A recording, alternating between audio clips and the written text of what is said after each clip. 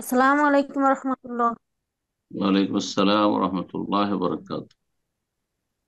জি সাহেব, আমি জি। একটা প্রশ্ন করতাম যে আমার হাজবেন্ডের একটা মুদি দোকান আছে। আমি সরি, বাংলাদেশ থেকে বলছি, ঢাকা থেকে। হুম।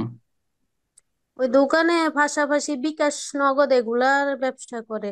এখন এই ব্যবসাটা জায়েজ কিনা, এটা নিয়ে আমার একটু সন্দেহ। কিসের দোকান আছে? মুদি মুদি দুই মাল বেচে, পাশাপাশি মুদিখানার বিকাশে। দোকান। মুদিখানার দোকান বিকাশ করে।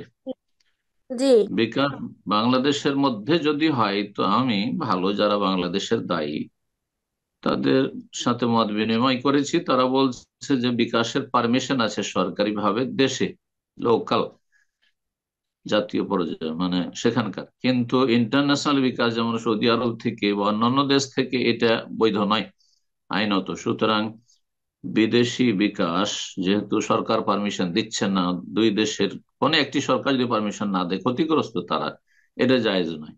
বাকি কথা হলো যে যদি দেশের মধ্যে হয় আর সরকারের পারমিশন থাকে তো অসুবিধা নেই, জায়েজ। আল্লাহ তাআলা আলাম। জাজাকাল্লাহ খায়ের শেখ। এক্ষেত্রে একটা যে প্রশ্ন ছিল, কিছু অ্যাপের মাধ্যমে আমরা যেটা জানি যে বিদেশ থেকেও বিকাশের অপশন আছে, এটা কি যদি অ্যাপের মাধ্যমে হয় সেটাও কি প্রশ্নবদ্ধ হবে না? ঠিক আছে। অ্যাপগুলি তাহলে অ্যালাউ আছে সে দেশে, নাকি জি জি। সরকারের চোখে ধুলা দিয়ে করা হচ্ছে না বিপিএন এর এটা, মতো?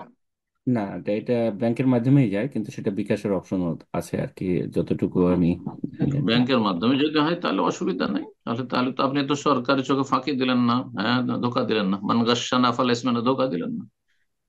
বুঝা গেছে। জাজাকাল্লাহ খায়ের। জি জি, জাজাকাল্লাহ খায়ের।